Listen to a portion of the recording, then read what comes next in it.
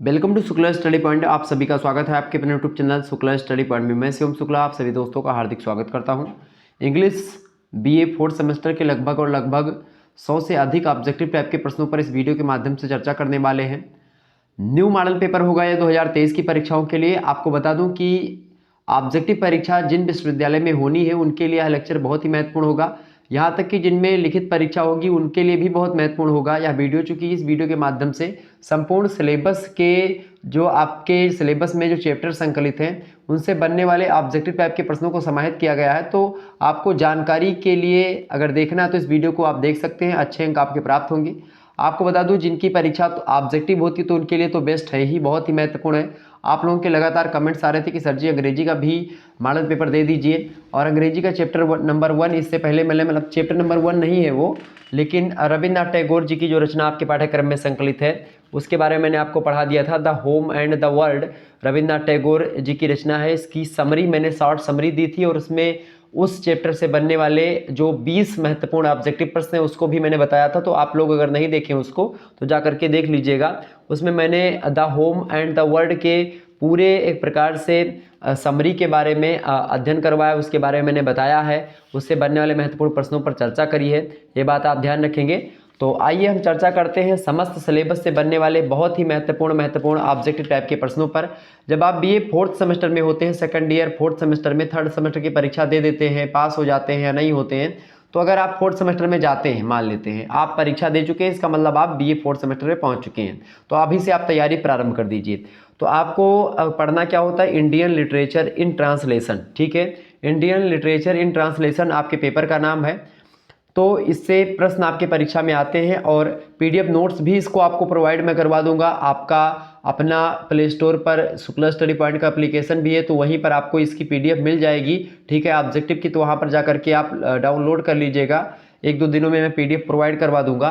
ठीक है, और अगर कहेंगे तो जो है कल तक मैं करवा दूंगा, चूँकि पेपर भी लगा हुआ है आपका राजा महेंद्र प्रताप सिंह विश्वविद्यालय का शायद पेपर लगा हुआ है ऑब्जेक्टिव वालों का। आपके ही कमेंट आ रहे थे मेरे हिसाब से, तो सभी के लिए बहुत महत्वपूर्ण होगा और यही प्रश्न आएंगे, एकदम से इनको रट लेना है आपको। चलिए मैं अब प्रश्नों की ओर बढ़ता हूं और जानते हैं कौन कौन से प्रश्न आपकी परीक्षा में आ सकते हैं। चले, आपकी इस स्क्रीन पर प्रश्न आ चुका है, बहुत ही महत्वपूर्ण प्रश्न है। सभी लोग देखने का प्रयास करेंगे। एक बार जितने भी लोग देख रहे हो सभी लोग वीडियो को लाइक और शेयर अवश्य कर दीजिएगा, ताकि इसी प्रकार से मैं वीडियो लगातार आपको देता रहूं। प्रश्न आपका आ चुका है। पहला प्रश्न है कि Amrita Pritam was born in. Amrita Pritam का जन्म जो है वो कब हुआ था, किस सन में हुआ था, प्रश्न आपसे पूछा जा रहा है अमृता प्रीतम जी के बारे में। अमृता प्रीतम जी की अगर बात की जाए तो ये इनकी रचना आपके पाठ्यक्रम में कौन सी संकलित है भाई? अमृता प्रीतम जी की रचना है पिंजर। तो पिंजर जो है आपके पाठ्यक्रम में संकलित है, ये बात आप ध्यान रखेंगे। पिंजर रचना जो है ये आपके पाठ्यक्रम में संकलित है, इसको आपको पढ़ना। और पिंजर की अगर बात की जाए तो पिंजर मूल रूप से पंजाबी भाषा में लिखी गई रचना है, और किसने लिखा है? अमृता प्रीतम ने लिखा है। और इसकी खास करके जो रचना है पिंजर, इसको अंग्रेजी में अनुवाद किया है खुशवंत सिंह जी ने। ठीक है, तो खुशवंत सिंह ने इसको अंग्रेजी में अनुवाद किया है। मूल रूप से पंजाबी में लिखी गई रचना है पिंजर, जिसको किसने लिखा है? अमृता प्रीतम ने लिखा है, ये बात आप ध्यान रखेंगे। तो वही आपसे प्रश्न यहाँ पर पूछा गया कि अमृता प्रीतम जो कि लेखिका हैं, पिंजर की मूल लेखिका हैं, ट्रांसलेशन किया है जो है खुशवंत सिंह ने। तो ऑब्जेक्टिव में अभी प्रश्न पूछेगा कि पिंजर मूल रूप से किस भाषा में लिखा गया? लिखा गया एक प्रकार से लघु उपन्यास है। ठीक है, तो आप बताएंगे कि पंजाबी में लिखा गया है। किसने लिखा है? अमृता प्रीतम ने लिखा है। और किसने अंग्रेजी में अनुवाद किया है? तो खुशवंत सिंह ने अंग्रेजी में अनुवाद किया है। ठीक है, ये बात आप ध्यान रखेंगे। और अमृता प्रीतम की बात की है तो 20वीं सदी की प्रसिद्ध पंजाबी कवित्री और उपन्यासकार मानी जाती हैं। और खास करके इनके जितने भी उपन्यास आप देखेंगे अमृता प्रीतम के, ये उपन्यास इनके खास करके विभाजन को लेकर के, यानी जो partition of India and Pakistan, जो भारत और पाकिस्तान का विभाजन है उसको दृष्टिपात करते हुए लिखे। मतलब कि उसकी इनकी जो दृष्टि रही कहीं ना कहीं पे विभाजन की त्रासदी से ही आप देखेंगे, विभाजन के ही इर्द गिर्द इनकी रचनाएं घूमती आपको दिखाई पड़ेंगी। तो यह भी रचना कहीं ना कहीं पे उसी विभाजन के दौरान की है। नरसंहार जो हुआ उन सभी की पीड़ा जो है इस उपन्यास में आपको दिखाई पड़ेगी। और ख़ास करके पिंजर जो रचना है वो उस पर एक जो है फिल्म भी बन चुकी है, और उस फिल्म का नाम पिंजर है, जो कि एक प्रकार से अवार्ड भी जीत चुकी है। तो ये बात भी आप ध्यान रखेंगे। और ख़ास करके जो पिंजर रचना है इनकी, इसकी जो मूल कहानी है वो खास करके एक लड़की है पूरो, तो उसी पूरो के इर्द गिर्द पूरी की पूरी कहानी, पूरा का पूरा लघु उपन्यास जो है वो घूमता हुआ आपको दिखाई पड़ेगा। पूरो एक हिंदू लड़की है और ख़ास करके जो कि साहूकारों के परिवार से है, साहू है यानी वैश्य परिवार से बिलोंग करती है। और ख़ास करके और इसी के माध्यम से लेखक ने दर्शाया कि किस प्रकार 20वीं शताब्दी की महिलाएं जो थीं वो अपनी शर्तों को अपनी नियति बता करके स्वीकार करने के लिए बाध्य थीं। यह एक प्रकार से दिखाने का प्रयास अमृता प्रीतम जी ने यहाँ पर किया है। ठीक है, ये बात आप ध्यान रखेंगे। और पूरो एक किशोरी की शादी जो है, उसकी शादी एक संपन्न परिवार के बेटे रामचंद्र से होने वाली है। और आप देखते हैं कई प्रकार की चीज़ें होती हैं, तो कहीं ना कहीं पे और भी चीज़ें इसमें दिखाई पड़ती हैं। और मतलब एक है कि भाई पुरुष प्रधान जो एक प्रकार से प्रकृति है, पुरुष प्रधान जो वातावरण है, पुरुष प्रधान जो देश है या पुरुष प्रधान समाज है, उसमें महिलाओं की स्थिति का अंकन इस उपन्यास में, इस छोटे उपन्यास में आपको दिखाई गई है। इसके अलावा भारत विभाजन की पीड़ा और आतंक को पाठकों के मन में बिठाने में उपन्यास जो है पूर्ण रूप से सफल रहा है। विभाजन के दौरान खास करके आप देखते हैं विभाजन के दौरान की जो त्रासदी रही है, जो लोगों की पीड़ा रही है, उन पीड़ा को यह उपन्यास दर्शाता है। तो आइए चर्चा करते हैं हम। अच्छा, पूरो की शादी किससे होती है? रामचंद्र से होती है। अब यहाँ पर मैं प्रश्नों को थोड़ा सा जानने का प्रयास करता हूँ, कौन कौन से प्रश्न आपकी परीक्षा में इससे बन सकते हैं। देखिए, इसीलिए मैंने थोड़ा सा समरी आपको बता दी ताकि आपको इसके बारे में थोड़ा सा जानकारी हो जाए। वैसे ऑब्जेक्टिव प्रश्न अगर आप करेंगे तो हो सकता है आप उसको समझ ना पाएँ। प्रश्न आपका है अमृता प्रीतम वाज बॉर्न इन, इनका जन्म जो है कब हुआ था? तो अमृता प्रीतम जी का जन्म हुआ था 1999 में, 1919 में इनका जन्म हुआ था। ये बात आप ध्यान रखिए, किसका जन्म हुआ था? 1919 में। अमृता प्रीतम का जन्म हुआ था 1919 में, ये बात ध्यान रखेंगे। और ख़ास करके जो है 31 अगस्त को इनका जन्म हुआ था। अगर डेट पूछे तो आप ध्यान रखेंगे 31 अगस्त 1919 को इनका जन्म हुआ था। ठीक है, ये बात आप ध्यान रखेंगे। और इसके अलावा मतलब पंजाब में इनका जन्म हुआ था। ठीक है, गुजरनवाला में इनका जन्म हुआ था। ठीक है, पंजाब में ही पड़ता है। और सिख फैमिली से बिलोंग करती हैं ये। ओके, आगे बढ़ा जाए। चले, अगला क्वेश्चन आपका आ चुका है, सभी लोग देखेंगे। अमृता प्रीतम डेड इन, मतलब इनकी मृत्यु कब हुई थी? इनकी मृत्यु कब हुई थी भाई? फटाफट से आप बताने का प्रयास करेंगे। अमृता प्रीतम जी की मृत्यु कब हुई थी? तो अमृता प्रीतम जी की मृत्यु कब हुई थी? फटाफट से आप बताने का प्रयास करेंगे। तो अमृता प्रीतम जी की जो मृत्यु हुई थी वो हुई थी कब भाई? 2005 में, 2005 में। ऑप्शन नंबर इसका बी करेक्ट आंसर हो जाएगा। इनको कई सारे अवार्ड भी मिले हैं। अमृता प्रीतम जो है इनको अवार्ड भी कई सारे मिले हैं। ठीक है, इसके अलावा मतलब इनको मिला है पंजाब रत्न अवार्ड मिला है अमृता प्रीतम जी को, ये बात ध्यान रखेंगे। ओके, इसके अलावा साहित्य अकादमी पुरस्कार भी मिला 1956 में। ठीक है, ये बात आप ध्यान रखेंगे। इनकी रचना है मैसेज, ठीक है, उस पर मिला है। इसके अलावा भारतीय जो है भारतीय जनपदीय मतलब जो है जननपिथ अवार्ड भी इनको मिला है। इसके अलावा आप देखेंगे साहित्य अकादमी फेलोशिप का अवार्ड भी 2004 में प्राप्त कर चुकी हैं ये। इसके अलावा द लिटरेचर मतलब की जो डी.लिट की उपाधि होती है वो भी इनको मिल चुकी है 1973 में। ठीक है, इसके अलावा इंटरनेशनल रिकॉग्नाइजेशन का अवार्ड भी इनको मिला हुआ है 1979 में। तो कई सारे अवार्ड इनको मिले हुए हैं। पद्म अवार्ड भी मिला हुआ है इनको 1969 में, आप देखते हैं। तो पर्सनल लाइफ एंड लेजेसी का अवार्ड भी मिला हुआ है इनको। तो कई प्रकार के अवार्ड इनको मिले हुए हैं। आगे बढ़ते हैं और बीच इनके बारे में जानने का प्रयास करते हैं। अगला प्रश्न आप देखिएगा। अगला प्रश्न आपका आ चुका है, Amrita Pritam is considered the first prominent female in language. प्रश्न आपसे कह रहा है अमृता प्रीतम को किस भाषा की पहली प्रमुख महिला माना जाता है? तो ये किस भाषा की प्रमुख महिला रही हैं, खास करके प्रमुख महिला के रूप में अमृता प्रीतम जी, ये पूछा गया है। Prominent female in language, Urdu की रही हैं, गुजराती की रही, पंजाबी की या तमिल की? तो किस भाषा की रही भाई? इसका करेक्ट आंसर होगा ऑप्शन नंबर सी, पंजाबी भाषा की ये रही हैं। पंजाबी भाषा की जो है अमृता प्रीतम पंजाबी भाषा की पहली प्रमुख महिला इनको माना जाता है। ठीक है, ऑप्शन नंबर इसका सी करेक्ट आंसर होगा। नेक्स्ट क्वेश्चन आपसे बन सकता है, Amrita Pritam received Padma Shri award in the year. Padma Shri award इनको कब मिला अमृता प्रीतम जी को? तो 1969 में, 1969 में इनको पद्मश्री अवार्ड से विभूषित किया गया। Option number B correct answer होगा। बहुत ही महत्वपूर्ण प्रश्न है। नेक्स्ट क्वेश्चन आप देखेंगे, प्रश्न है आपका, she is the best known for the poem, मतलब इनका एक प्रकार से ये किस पोयम के लिए प्रसिद्ध है, इनकी प्रसिद्धि किस पोयम को लेकर के ज़्यादा मिली है, या इनका कौन सा पोयम इनकी प्रसिद्धि को और ज़्यादा एक प्रकार से प्रसिद्ध करता है, इनको और ज़्यादा लोगों के समक्ष लाता है। तो today invoke Waris Shah, today invoke Waris Shah, ये जो पोयम है ये खास करके इनका बेस्ट फेमस एक प्रकार से पोयम रहा है, जो जिसके वजह से इनको प्रसिद्धि मिली। ठीक है, ऑप्शन नंबर इसका बी करेक्ट आंसर होगा।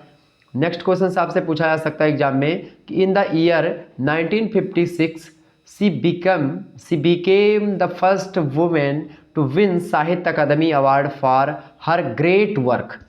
प्रश्न आपसे कह रहा है कि भाई इनको 1956 में 1956 ईस्वी में इनको किस रचना के लिए पहली बार मतलब प्रथम महिला मतलब थी जिनको मिला ऐसा साहित्य अकादमी अवार्ड, इनके किस वर्क के लिए मिला था, इनको बताएं इनकी किस वर्क के लिए किस रचना पर इनको मिला था।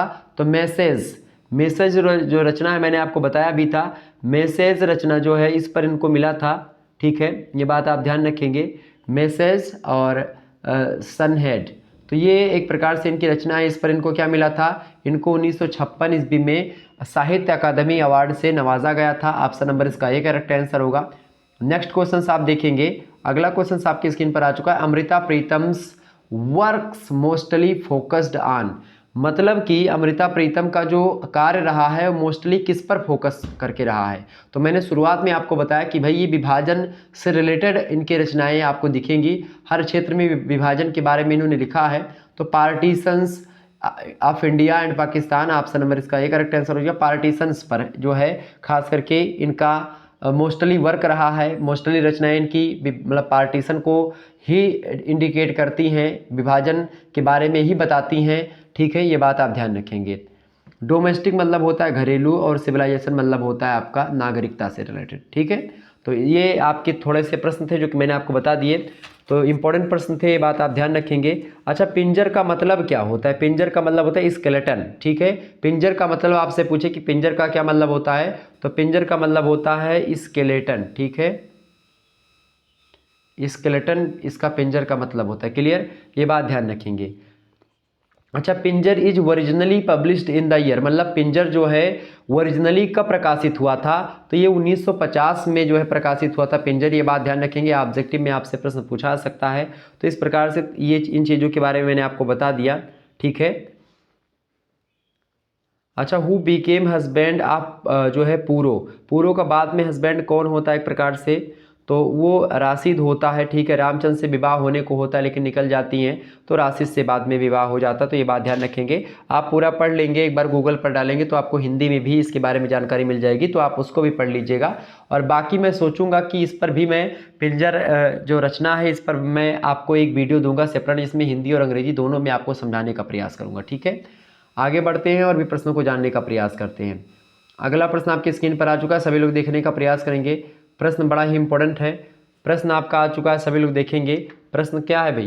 प्रश्न आपका आ चुका है, व्हेन वाज प्रसाद बॉर्न। अच्छा, प्रसाद की बात हो रही, तो प्रसाद जयशंकर प्रसाद ये हैं। ठीक है, प्रसाद का मतलब क्या है यहाँ पर? जयशंकर प्रसाद जी से। जयशंकर प्रसाद जी की रचना है, आपको पता होगा, आंसू। आंसू इनकी जो रचना है वो शोक गीत के नाम से जानी जाती है, मेघदूत भी कहा जाता है हिंदी साहित्य में इसको। तो जो आंसू रचना है खास करके, ये बात आप ध्यान रखें किसकी है? जयशंकर प्रसाद की रचना है। तो आपसे पूछेगा which of the following is the poet of आंसू, तो आप बताएंगे आंसू जो रचना है ये किसकी है? ये जयशंकर प्रसाद की रचना है। ओके, ये बात आप ध्यान रखेंगे। और ये छायावादी कवि रहे हिंदी साहित्य में। छायावाद एक प्रकार से एक समय रहा, छायावाद 1900 खास करके 18 से लेकर के और 1919 या 1918 1920 अलग अलग स्थानों पर मिलता है। 1918 से मैं मानता हूँ, 1918 से लेकर के 1936 तक का जो समय रहा है वो रहा है छायावादी समय। छायावाद के प्रवर्तन का श्रेय जो है जयशंकर प्रसाद जी को ही दिया जाता है। जयशंकर प्रसाद जी सुघनी साहू परिवार से बिलोंग करते थे, इनका जन्म हुआ था। ठीक है, ये बात ध्यान रखेंगे। और सुघनी साहू परिवार में, और सुघनी एक तंबाकू होती, एक सुरती होती खाने वाली, ठीक है, उसी का व्यापार किया करते थे इनके परिवार वाले, तो इसीलिए सुघनी साहू परिवार बोला जाता है। तो जयशंकर प्रसाद जी की रचना एक महाकाव्य बड़ा फेमस, आपको पता होगा, कामायनी महाकाव्य, हिंदी साहित्य में दूसरा रामचरितमानस भी कहा जाता है। तो ये खास करके आंसू जो है मेघदूत कही जाती है हिंदी साहित्य में, तो वो उनकी रचना है आंसू। और आंसू रचना का एक प्रकार से प्रकाशन करवाया था। ठीक है, आंसू रचना का प्रकाशन किसने किया था भाई? तो जो जयशंकर प्रसाद की रचना है आंसू, इसका प्रकाशन किया था थॉमस चार्लेस एस.जे. व्हाइट ने। ठीक है, और दलही के मोतीलाल जो है बनारसी दास प्रकाशन से 2006 में प्रकाशित हुई जो है अंग्रेजी में जो प्रकाशन इनका था द चार्ल्स एस.जे. व्हाइट का आंसू रचना का अंग्रेजी में ट्रांसलेशन किया था इन्होंने। ठीक है, और किस नाम से किया था? आंसू द गार्डन ऑफ जो है लोनलीनेस। ठीक है, द गार्डन ऑफ लोनलीनेस। ठीक है, लोनली माने होता है अकेलापन। ठीक है, तो अकेलेपन का बगीचा बोल सकते हैं एक प्रकार से आप। तो when was Prasad born, Prasad ji का जन्म कब हुआ था? तो सभी को पता होगा, हिंदी वाले जितने भी छात्र छात्र हैं, उनका जन्म हुआ था 1889। डी को ऑप्शन नंबर बी में दिए हैं, 1889 करेक्ट आंसर हो जाएगा। 1889 इज राइट आंसर। तो व्हेन वाज प्रसाद बॉर्न? 1889। ठीक है, और मृत्यु इनकी कब हुई थी? मृत्यु इनकी यानी प्रसाद डेड इन 1936, 47 वर्ष की उम्र में इनका जो है लगभग देहांत हो गया था। ये बात आप ध्यान रखेंगे। ओके, तो कहीं ना कहीं पे आप देखिएगा कि इतने ही सालों के अंतर्गत इन्होंने हिंदी साहित्य ही नहीं बल्कि विश्व साहित्य में अपनी पहचान बना ली। छायावाद का प्रवर्तन का श्रेय भी इन्हीं को जाता है। ठीक है, ये बात आप ध्यान रखेंगे। और इन्होंने ना केवल काव्य में यानी कि जो है पोएट्री ही लिखी, बल्कि प्रोज में भी काम किया है इन्होंने। आप देखेंगे उपन्यास भी लिखा है, कहानियाँ भी लिखी हैं। ठीक है, नाटक भी लिखे हैं। तो ये एक प्रकार से गद्य में भी काम किए हैं और इन्होंने काव्य में भी काम किया है जयशंकर प्रसाद जी ने। अगला प्रश्न आप देखिएगा, आपसे पूछा जा सकता है, when did Prasad publish the first edition of Aansu? प्रश्न आपसे कह रहा है कि प्रसाद जी का जो पहला खास करके एडिशन था, पहला संस्करण था आंसू का, जो प्रसाद द्वारा रचित है, वो कब प्रकाशित हुआ? बताएं, कब प्रकाशित हुआ भाई? When did Prasad publish the first addition, पहला संस्करण आंसू का ऑफ आंसू, पहला संस्करण आंसू का, आंसू रचना का पहला संस्करण कब प्रकाशित करवाया प्रसाद जी ने? कब करवाया था भाई? करेक्ट आंसर इसका क्या होगा? फटाफट से आप बताने का प्रयास करेंगे। बिल्कुल करेक्ट आंसर है 1925 is right answer. D option इसका करेक्ट आंसर हो जाएगा। नेक्स्ट क्वेश्चन आप देखिएगा, अगला प्रश्न है आंसू इज, बताएं एलगी है ये, या फिर एपिक है, या बैलेड है, या फिर स्टायर है? बताएं। तो एलगी माने होता है शोक गीत। ठीक है, एपिक माने होता है जो महाकाव्यात्मक रचनाएं होती हैं वो। ठीक है, बैलेड माने होता है गाथा गीत टाइप का। ठीक है, और स्टार मतलब होता है हास्य व्यंग टाइप की रचना। तो आंसू क्या है? मैंने शुरुआत में बताया कि हिंदी साहित्य का मेघदूत कहा जाता है। मेघदूत मतलब एक शोक गीत है, हिंदी साहित्य का शोक गीत है ये। ठीक है, ये बात आप ध्यान रखेंगे। एलगी है एक प्रकार से, आंसू क्या है? एक एलगी है। ऑप्शन नंबर इसका ए करेक्ट आंसर हो जाएगा। तो जिन्होंने ए लगाया उनको नंबर मिलेगा। नेक्स्ट क्वेश्चन आप देखिएगा, अगला प्रश्न आपकी स्क्रीन पर पूछा जा सकता है आपके एग्जाम में कि द बुक फर्स्ट ऑफ आंसू इज फुल ऑफ डीप। बताएं, तो बताएं एक प्रकार से द बुक फर्स्ट ऑफ आंसू इज फुल ऑफ डीप, इसमें एक प्रकार से क्या मिलता है? फुल फॉर्म मतलब एक प्रकार से अच्छे तरीके से क्या मिलेगा? लव मिलेगा, ग्रीफ है, डिजेक्शन है, या फिर पैथोस है? तो इसमें क्या दिखाई पड़ेगा आपको भाई? इसमें हौसला एक प्रकार से दिखाई पड़ता है। पूरी की पूरी रचना में आप देखेंगे, अगर डीपली तरीके से इसको पढ़ेंगे तो आपको हौसला दिखाई पड़ेगा। ऑप्शन नंबर इसका सी करेक्ट आंसर होगा, पैथोस दिखाई पड़ेगा। ठीक है, नेक्स्ट क्वेश्चन आप देखेंगे, आपसे बन सकता है एग्जाम में कि प्रसाद आंसू कंसिस्ट्स ऑफ। बताएं, प्रसाद के आंसू में क्या शामिल है? कंसिस्ट्स ऑफ, बताएं प्रसाद आंसू कंसिस्ट्स ऑफ, बताएं। तो इसमें कितनी पुस्तकें शामिल हैं? यहाँ पर आपको दिया हुआ 12 बुक्स, 17 बुक्स, 15 बुक्स, या फिर 20 बुक्स। तो 17 बुक्स, 17 बुक्स लगभग। ऑप्शन नंबर इसका बी करेक्ट आंसर होगा, Prasad Aansu consists of 17 books. Option number इसका बी करेक्ट आंसर हो जाएगा। नेक्स्ट क्वेश्चन आप देखेंगे, Prasad wrote Aansu on the death of his, Prasad wrote Aansu on the death मतलब कि death of his, Prasad ji ने, जयशंकर प्रसाद जी ने आंसू किसकी मृत्यु पर लिखा था? ऑन हिज, तो उन्होंने किसकी मृत्यु पर लिखा था भाई? फर्स्ट वाइफ की मृत्यु पर, जब उनकी पहली पत्नी थी उनकी मृत्यु हुई थी उसी समय आंसू जो है लिखा था इन्होंने। ऑप्शन नंबर इसका सी करेक्ट आंसर होगा। और कहीं ना कहीं पे उनकी पहली पत्नी के मरने का जो शोक है वो आपको इनकी रचना आंसू में दिखेगा। ठीक है, तो ऑप्शन नंबर इसका सी करेक्ट आंसर हो जाएगा, फर्स्ट वाइफ। नेक्स्ट क्वेश्चन आप देखेंगे, समझ में आ रहा है ना चीजें? एक बार वीडियो को लाइक और शेयर कर दीजिएगा। ऐसे ही प्रश्न आपकी परीक्षा में आएंगे। आप लोगों के लगातार कमेंट्स आ रहे थे, तो कमेंट्स के अकॉर्डिंग मैंने तो अपना काम मैं कर रहा हूं, पूर्ण तरीके से मैं अपना 100% देने का प्रयास कर रहा हूं आप लोगों को।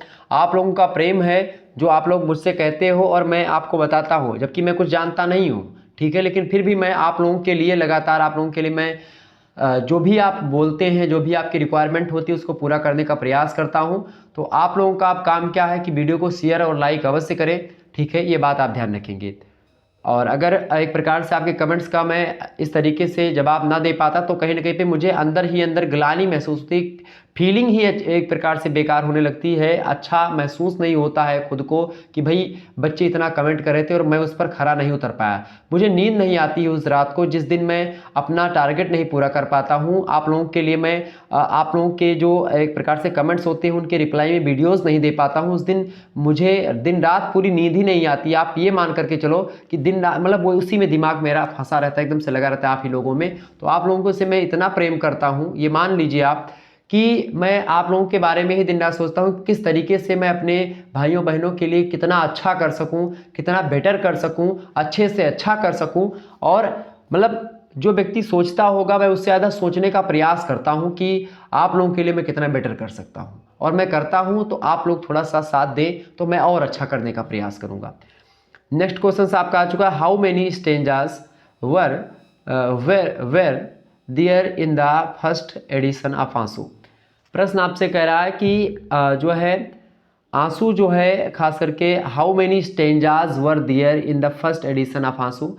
आंसू खास करके आंसू का जो पहला संस्करण है उस पहले संस्करण में कितने, हाउ मेनी स्टेंजास, कितने छंद हैं बताएं, कितने स्टेंजा हैं। स्टेंजा माने छंद या फिर पद बोल सकते हैं, तो कितने पद हैं। तो हाउ मेनी स्टेंजा यानी कितने पद हैं आंसू के पहले संस्करण में।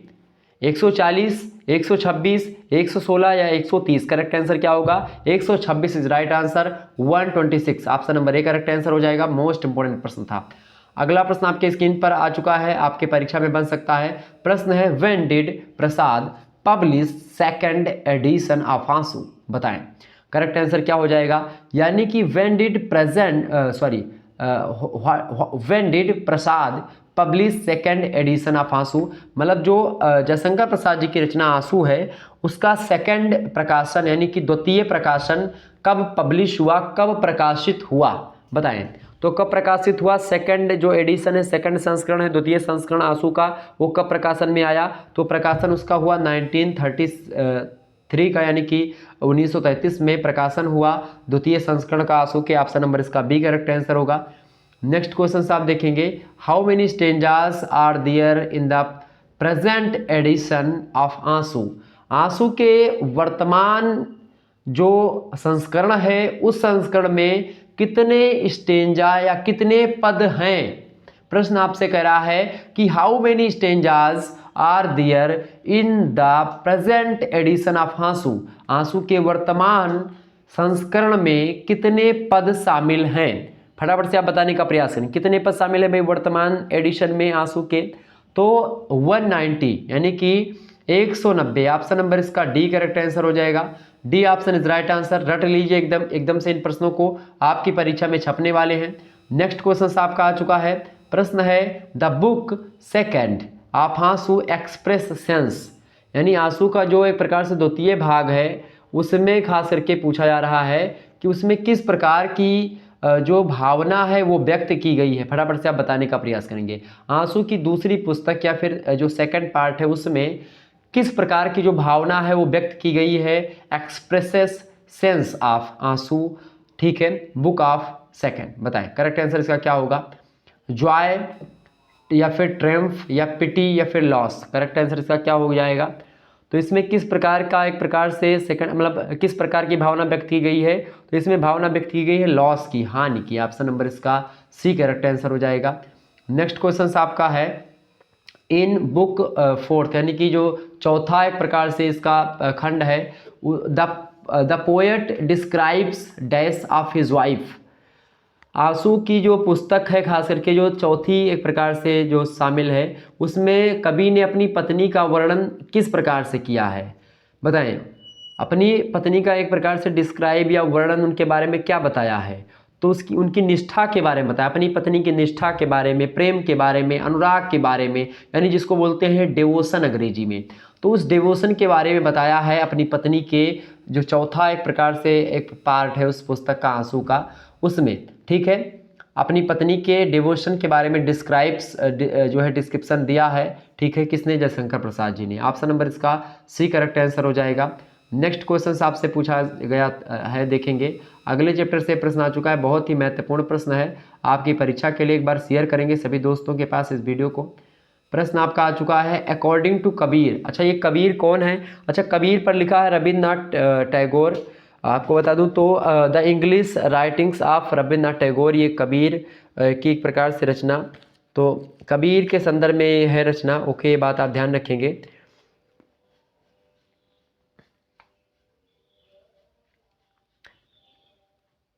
ओके, अच्छा, इसके एडिटर हैं शिशिर कुमार दास, और साहित्य अकादमी एक प्रकार से भी आप देखेंगे इस पर मिला हुआ है, बताएंगे। According to Kabir, Murli's tune is filled with, correct answer इसका क्या होगा, फटाफट से आप बताने का प्रयास करेंगे। प्रश्न आपका आ चुका है ये। अच्छा, कबीर कौन थे भाई? कबीर आपको पता होगा, ये हिंदी साहित्य में आपको पता होगा सूफी, क्या बोलते हैं, हिंदी साहित्य में भक्ति काल, आपको पता होगा भक्ति काल का समय रहा है। तो भक्ति काल के समय में आपको पता होगा कि चार धाराएं, मतलब दो धाराएं थी मुख्य धाराओं में, एक तो सगुण भक्ति शाखा, एक निर्गुण भक्ति शाखा। तो सगुण भक्ति शाखा में राम और कृष्ण की पूजा हुआ करती थी, उसमें साकार ब्रह्म की उपासना है, जिसमें राम, वो क्या बोलते हैं, राम जी की उपासना करते हैं तुलसीदास जी, और कृष्ण भगवान की उपासना और भी तमाम सारे कवि करते हैं, उनमें सूरदास, विट्ठलनाथ, वल्लभाचार्य, ये सब लोग फेमस हैं, ठीक है। लेकिन सूरदास की बात की जाए हिंदी में ज़्यादा फेमस है। अब उसके जो है उससे पहले एक था जिसमें निर्गुण ब्रह्म की उपासना की जा रही थी। तो निर्गुण ब्रह्म की उपासना दो मार्गों से लोग क्या करते थे, एक तो सूफी मार्ग था और एक था ज्ञान मार्ग। तो एक था आपका क्या, प्रेम मार्गी शाखा, एक था ज्ञान मार्गी शाखा। तो ज्ञान मार्गी जो शाखा थी उसके प्रबल प्रवर्तक थे, मतलब उसके प्रवर्तक थे मुख्य धारा के, उसमें उनका नाम है कबीर। तो कबीर दास जी एक प्रकार से ज्ञान मार्गी शाखा के प्रवर्तक आचार्य हिंदी साहित्य में, ये बात आप ध्यान रखेंगे। तो उन्हीं कबीर की यहाँ पर बात हो रही है। तो प्रश्न आपसे पूछा जा रहा है, प्रश्न आपसे क्या पूछा जा रहा है कि कबीर के अनुसार जो मुरली है उसकी धुन किससे भरी हुई है। कबीर की कहते हैं, कबीर के अनुसार मुरली की धुन किससे भरी हुई है, लव से भरी हुई है, या जॉय से भरी हुई है, या पैसन से भरी हुई है, या सैडनेस से भरी हुई है, ठीक, बताएं करेक्ट आंसर क्या हो जाएगा। तो according to Kabir, Murli's tune is filled with joy, option आनंद से भरी हुई, ऑप्शन नंबर इसका बी करेक्ट आंसर हो जाएगा। नेक्स्ट क्वेश्चन आपका आ चुका है, who is blooming despite the lack of roots, बताने का प्रयास करें, करेक्ट आंसर क्या हो जाएगा। यानी कि he who is blooming despite the lack of roots, यानी कि जिनकी जड़ें खास करके एक प्रकार से जो कीचड़ में कमल खिलता है, कहने का मतलब ये, कीचड़ में क्या खिलता है, कमल खिलता है। तो कमल की जड़ें कहाँ पर होती, कीचड़ में, जड़ें कीचड़ में होते हुए कौन खिल रहा है, प्रश्न यह है। तो कीचड़ में किसका जड़ होता है, कमल का जड़ होता है, लोटस का। ऑप्शन नंबर बी दिया है, लोटस इज राइट आंसर। कमल की जड़ें कहाँ पर होती हैं, वो झील के एक प्रकार में होती हैं, कीचड़ में होती हैं, वहाँ से खिल रही होती है, ठीक है। तो एक प्रकार से वो झील में खिलता है कि कमल, आप देखते हैं तालाबों में, झीलों में, ठीक है, कीचड़ में, सभी जगह कमल खिलता है। तो वही आपसे पूछा रहा कहाँ पर खिल रहा है, तो लोटस जो है खिल रहा है कहाँ पर, झील में खिल रहा है। तो कौन खिल रहा है पूछा जा रहा है, क्या खिल रहा है, तो वो लोटस खिल रहा है, कमल खिल रहा है।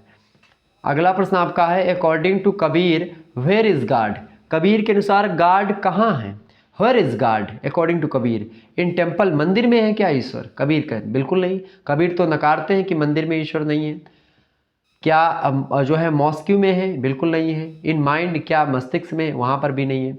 कहाँ पर है फिर? तो कबीर कहते हैं कि ईश्वर कहाँ पर? In heart. According to Kabir where is God? Answer होगा इन हार्ट। यानी कबीर के अनुसार जो ईश्वर है वो कहाँ पर है? वो हार्ट में है, दिल में है। कहाँ पर है? वो दिल में है भाई, ठीक है, ये बात आप ध्यान रखेंगे। नेक्स्ट क्वेश्चन आपकी स्क्रीन पर आ चुका है, सभी लोग देखने का प्रयास करेंगे। प्रश्न आपका आ चुका है, who does not differentiate between two human being? कौन डज नॉट डिफ्रेंशिएट? कौन डिफ्रेंशिएट नहीं करता? एक प्रकार से वो क्या नहीं करता भाई? कौन ऐसा है जो क्या नहीं करता है?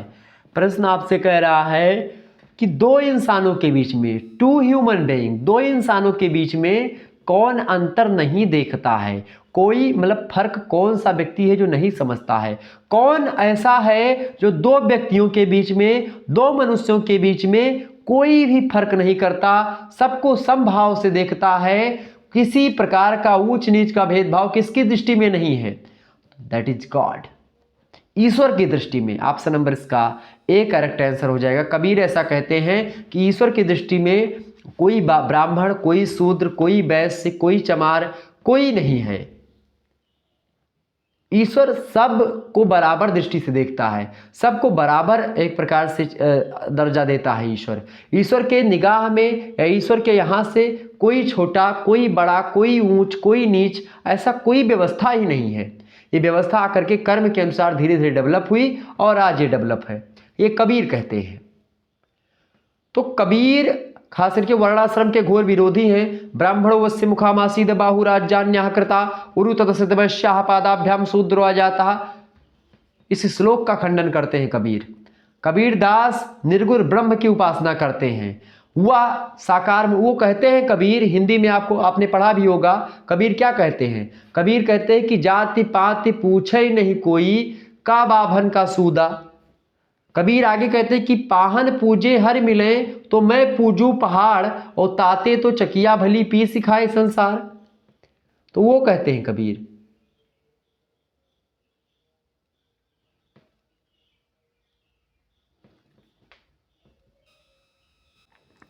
तो कबीर ये सारी चीजें कहते हैं। कबीर एक प्रकार से आपको पता होगा, कबीर कहते हैं, कबीर बहुत बड़ी बड़ी बातें करते हैं। कबीर निडर हैं, कबीर किसी से डरते नहीं हैं। कबीर जैसा व्यक्तित्व अगर मैं बताऊं, पूरे के पूरे अगर कहीं कबीर ब्रिटेन में पैदा हुए होते या यूरोप की किसी कंट्री में होते और इस प्रकार के वक्तव्य बोलते उसके धर्म के खिलाफ या किसी भी धर्म के खिलाफ, तो कबीर की मृत्यु करवा दी जाती, मतलब कबीर को मार दिया जाता। ये मैं एक प्रकार से एक प्रकार से ये तय था। इस प्रकार से स्वतंत्रता जिस प्रकार से कबीर जो है एक प्रकार से अपने वाणी में देते हैं, जिस प्रकार की एक प्रकार से आलोचनात्मक टिप्पणियां करते हैं विभिन्न धर्मों पर, उस प्रकार की आलोचनात्मक टिप्पणियां किसी की हिम्मत नहीं थी करने की, और कबीर ने वह किया। कबीर की बात की है तो कबीर से और भी तमाम सारे प्रश्न बनते हैं कि कबीर की पत्नी का क्या नाम था।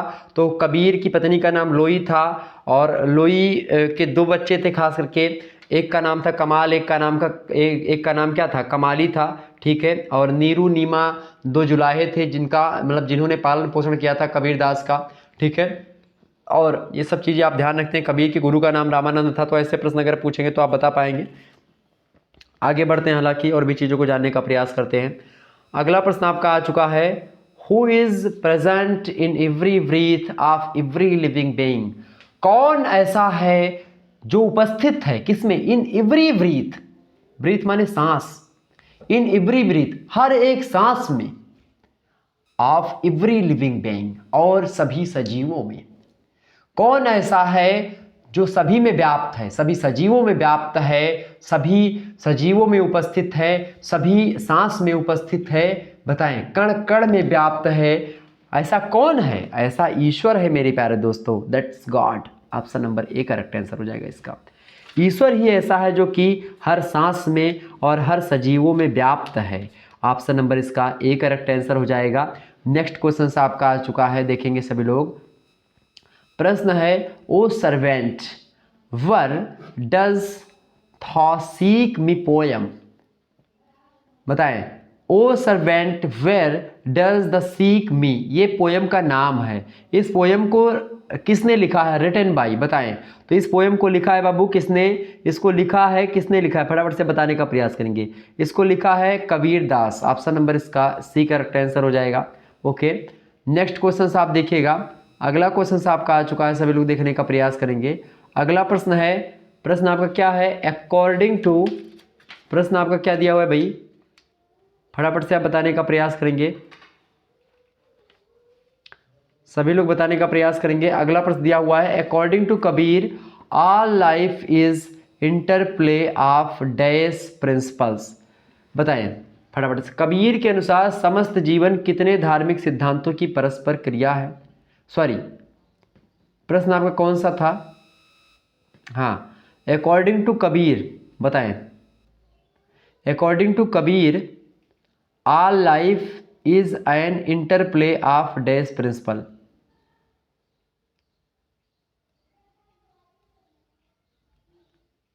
हाँ बिल्कुल ठीक है, बताएं।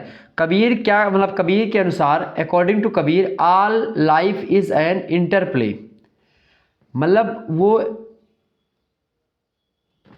मतलब कितने सिद्धांत उनके हैं खास करके जीवन के, यहाँ पर और चीज़ें शायद यहाँ, या थोड़ा सा एक और वही तो मिस हो रहा था थोड़ा सा, मैं सोचूं कि किधर गया हूँ। रिलीजियस प्रिंसिपल्स, वही मैं सिद्धांत सोच रहा था, किस प्रकार के सिद्धांत? दो सिद्धांत तो हैं, लेकिन किसके? रिलीजियस, धार्मिक सिद्धांतों की बात। तो प्रश्न आपसे कह रहा है कि कबीर के अनुसार समस्त जीवन में ऑल लाइफ कितने इंटरप्ले ऑफ, कितने धार्मिक सिद्धांतों की परस्पर क्रिया है? इंटरप्ले ऑफ, परस्पर क्रिया, इंटरप्ले मतलब परस्पर, ठीक है। तो कितने भाई? भाई दो हैं, टू हैं। ऑप्शन नंबर इसका क्या हो जाएगा? B option is right answer. B option आप लगा देंगे, करेक्ट आंसर हो जाएगा आपका। B option is right answer.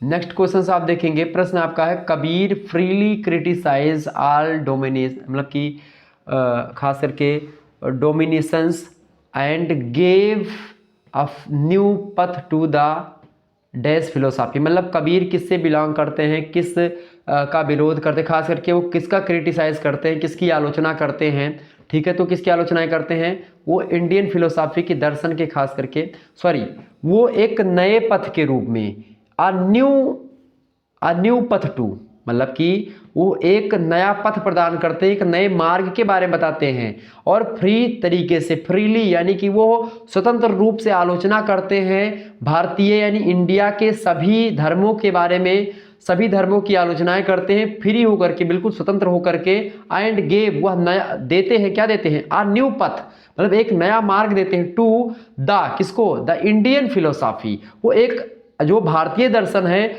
भारतीय दर्शन को एक नया पथ प्रदान करते हैं स्वतंत्र तरीके से। वो खुले मंच पर हिंदू मुस्लिम सभी की बुराई करते हैं बराबर तरीके से। वो कहते हैं कि क्या बहरा हुआ खुदाए, आप जो है वहाँ पर मतलब मस्जिदों पर मैक बांधने से क्या मतलब है, क्या खुदा जो है वो बहरा हो गया? इस प्रकार की आलोचनाएं करते हैं कबीर, और कोई व्यक्ति तो ऐसा कह ही नहीं सकता था, ठीक है। इसी प्रकार से हिंदू धर्म के बारे में बुराई, मतलब हिंदू बुराई नहीं बोलते हैं, जो चीज़ें कमी थी हिंदू धर्म में या मुस्लिम धर्म में, जो कमियां थी या उनके समकालीन जो कमियां उनको दिखी, उन्होंने खुल करके क्रिटिसाइज किया। किसी प्रकार का कोई रोक टोक, किसी प्रकार का कोई डर दबाव उनके जो है व्यक्तित्व पर नहीं दिखता है कबीर के, ठीक है। ऑप्शन नंबर इसका सी करेक्ट आंसर हो जाएगा।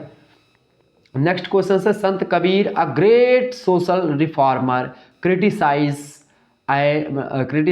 द डैश सिस्टम, वो कास्ट सिस्टम के एक प्रकार से गहरे आलोचक थे, और सोशल रिफॉर्मर मतलब समाज सुधारक। तो कबीर मतलब जो संत कबीर थे वह एक महान सोशल रिफॉर्मर थे, और एक आलोचक थे, किसके आलोचक थे? वो कास्ट सिस्टम के, वो जाति व्यवस्था के घोर विरोधी व्यक्ति थे, ठीक है। ये बात आप ध्यान रखेंगे। नेक्स्ट क्वेश्चन आप देखेंगे, अगला प्रश्न आपका आ चुका है, Tagore was born on, Tagore का जन्म कब हुआ था? तो टैगोर का जन्म हुआ था 7 मई को 1861 ईस्वी में। ऑप्शन नंबर बी में दिया, करेक्ट आंसर हो जाएगा ऑप्शन नंबर बी। आगे बढ़ा जाए, नेक्स्ट क्वेश्चन आपके स्क्रीन पर आ चुका है, सभी लोग देखने का प्रयास करेंगे। एक बार सभी लोग वीडियो को शेयर कर दीजिएगा, और आपके समझ में चीज़ें आ रही हैं कि नहीं आ रही है ये भी बताते हुए चलेंगे। बिल्कुल आ रही होंगी, एक बार सभी दोस्त वीडियो को शेयर कर दीजिएगा भाई फटाफट से। चले, बहुत अच्छा लग रहा है आप लोगों के साथ हमें। चले, अगला क्वेश्चन आप देखने का प्रयास करेंगे। अगला प्रश्न आपका आ चुका है, which of the following passengers has taken part in the war. अच्छा, ये आपका जो प्रश्न है ये अमृतसर आ गया भीषम साहनी की एक रचना है, बड़ी फेमस रचना है। भीषम साहनी बड़े अच्छे कहानीकार, हिंदी साहित्य के एक प्रकार से कहानियों में इनका बड़ा एक प्रकार से नाम रहा है। लगभग ये 1000 से अधिक कहानियाँ, इनकी छोटी कहानी जो शॉर्ट स्टोरीज को लिखा इन्होंने, और एक प्रकार से बहुत ज़्यादा कहानियाँ इनकी आपको पता होगा, ठीक है, इनकी प्रकाशित हुई हैं, ठीक है। भीषम साहनी का जन्म 8 अगस्त को हुआ था 1915 में, रावलपिंडी में हुआ था। रावलपिंडी इस समय वर्तमान में पड़ता है पाकिस्तान में, तो वहीं पर इनका जन्म हुआ था भीषम साहनी जी का, ठीक है, ये बात आप ध्यान रखेंगे। और ये हिंदी फिक्शन राइटर है, ओके, प्ले राइटर भी है, नाटककार भी है भीषम साहनी, ठीक है, और फिक्शन भी लिखा है इन्होंने, ट्रांसलेटर भी है अच्छे, ठीक है, टीचर भी रहे हैं, और भी जो है और भी चीज़ें इन्होंने करी है। कहानीकार तो नंबर 1 के रहे, इसमें कोई दो राय नहीं है, ठीक है। और भी कहीं ना कहीं पे आप देखते हैं ये जो है खास करके भीषम साहनी जी की अगर बात की जाए तो भीषम साहनी की कई सारी रचनाएं हैं और उपन्यास भी इन्होंने लिखा है, कई प्रकार के उपन्यास को भी लिखा है, ओके। और तमस जो है उपन्यास, ये भी विभाजन की त्रासदी से रिलेटेड है, तो ये भी विभाजन पर अधिक मात्रा में लिखते हैं भीषम साहनी जी, ठीक है। Sorry, very very sorry. वो तमस जो है वो खास करके उस पर खास करके आप देखेंगे जो है तमस पर कई प्रकार के इनको वो भी मिला है। तमस पर आप देखते हैं क्या बोलते हैं, तमाम प्रकार का अवार्ड भी इनको मिला है तमस पर, ठीक है। किसको? भीषम साहनी जी को। भीषम साहनी की रचना अमृतसर आ गया।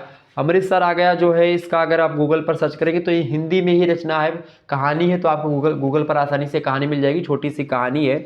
और कहानी का शुरुआत होता है कि भाई रेल के डिब्बे में अधिक यात्री नहीं थे और लेखक जो है उसमें स्वयं जो है सामने वाली सीट पर बैठा होता है और उन्हीं की लेखक के सामने वाली सीट पर सरदार जी बैठे हुए होते हैं और बर्मा में युद्ध में भाग ले चुके थे सरदार जी, वो सरदार जी बैठे हैं और वो अपने युद्ध में जो अनुभव था उनका वो डिब्बे में जो तमाम सारे लोग बैठे थे उनको सुना रहे थे।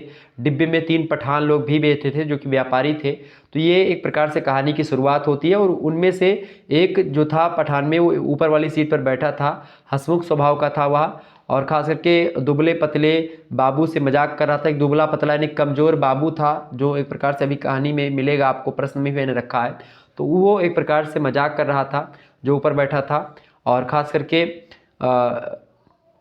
जो मेरे पास बैठा था, लेखक कहता है कि जो मेरे पास बैठा था खास करके जो मजाक करने वाला व्यक्ति था, बाबू जो थे पेशावर के रहने वाले थे, बाबू का मजाक उड़ाते हैं, फिर बाबू से झगड़ा भी होता है और जब अमृतसर पहुंच जाते हैं तो थोड़ा सा उनको रिलीफ मिलता है और निडर हो जाते हैं और बाबू का लोग बहुत मजाक उड़ाते हैं। और पठान को एक प्रकार से आप देखेंगे इसमें थोड़ा सा दिखाया गया है, तो कई चीज़ें होती हैं, अब इसमें देखेंगे, हम चर्चा करेंगे और बताएंगे आपको हर एक चीज़ के बारे में। इसके बारे में एक वीडियो बना दूंगा, आप कहेंगे तो अंग्रेजी और हिंदी दोनों में उसको समझा दूंगा। अंग्रेजी में आपको पूरा मैं समरी बताऊंगा और उसकी हिंदी मीनिंग भी आपको समझा दूंगा। हालांकि आप हिंदी में पढ़ लेंगे तो अंग्रेजी में आप बहुत आसानी समझ पाएंगे। अब प्रश्न आपसे क्या पूछा जा रहा है ये थोड़ा सा देखने का प्रयास करेंगे। प्रश्न आपसे क्या कह रहा है इसमें, प्रश्न आपसे कह रहा है अमृतसर आ गया में। अच्छा, प्रश्न आपसे भी पूछ सकता है कि who is the author of the story Amritsar Aa Gaya, तो भीषम साहनी ने लिखा है, ये बात ध्यान रखेंगे। The story was originally written in, मतलब किस भाषा में लिखी गई है, ओरिजिनल कहानी है तो हिंदी भाषा में लिखी गई है ये कहानी अमृतसर आ गया। और the train that arrived at Amritsar started from, मतलब कि कहाँ से ट्रेन स्टार्ट हुई थी, तो वो पेशावर से अमृतसर के लिए थी, ठीक है, ये बात आप ध्यान रखेंगे, ओके। आपसे पूछ सकता है कि how many passengers are described sitting in the compartment, तो लगभग 7 एक प्रकार से सिटिंग तरीके से मतलब पैसेंजर बटे हुए थे 7 भाग में, ये सब ध्यान रखेंगे। How many Pathans are there in the compartment, मतलब कितने पठान थे, तो आप बताएंगे 3 पठान थे, ओके, ये बात ध्यान रखेंगे। अगला प्रश्न आपसे बन सकता है कि which of the following passengers had taken part in the war, बताएं करेक्ट आंसर क्या हो जाएगा। प्रश्न आपसे कह रहा है कि निम्न में से किस यात्री ने युद्ध में भाग लिया था, तो युद्ध में भाग किसने लिया था, सरदार जी ने भाग लिया था, ओके, किसने लिया था, सरदार जी ने भाग लिया था। और द फ्रेल बाबू जो है कमजोर बाबू, फ्रेल माने होता है कमजोर या दुबला पतला होना, तो दुबले पतले जो बाबू थे उनका कौन मजाक उड़ा रहे थे, पठान लोग मजाक उड़ाते हैं, ठीक है। सरदार जी हैं वो किस्सा कहानी सुनाते हैं अपने युद्ध का, जो कि बर्मा में युद्ध लड़ चुके हैं, ये बात आप ध्यान रखेंगे। आगे बढ़ते हैं। Where did Sardar ji fight in war, वो कहाँ पर युद्ध लड़ चुके हैं, तो बर्मा में युद्ध लड़ चुके हैं। ऑप्शन नंबर इसका डी करेक्ट आंसर हो जाएगा। अगला प्रश्न आपसे पूछा गया है कि what is the old women doing in the compartment, बताएं। जो खास करके प्रश्न आपसे कह रहा है कि जो बूढ़ी औरत है वो डिब्बे में क्या कर रही थी, तो जो बूढ़ी औरत थी वो डिब्बे में क्या कर रही थी भाई, telling the beads of her rosary, वो जो माला होती है वो एक प्रकार से माला को गुथ रही थी, माला को मढ़ रही थी, एक प्रकार से जो माला जो होती है उसी माला को मढ़ रही थी और कुछ कह रही थी। ठीक है, तो ऑप्शन नंबर इसका सी करेक्ट आंसर हो जाएगा। नेक्स्ट क्वेश्चन आप देखेंगे। प्रश्न आपसे पूछ रहा है, प्रश्न आपसे कह रहा है कि which of the following stations is mentioned before the train reached Amritsar, बताएं। प्रश्न आपसे कह रहा है कि ट्रेन के अमृतसर पहुंचने से पहले निम्नलिखित में से किस स्टेशन का उल्लेख होता है, तो which of the following stations, किस स्टेशंस का उल्लेख होता है, इन इज मेंशन्ड किस मतलब उल्लेख होता है, before the train reached Amritsar, अब ट्रेन के अमृतसर पहुंचने से पहले, बताएं। तो किसका होता है भाई, वजीराबाद का होता है। ऑप्शन नंबर इसका ए करेक्ट आंसर होगा, वजीराबाद का उल्लेख होता है। नेक्स्ट क्वेश्चन आप देखेंगे।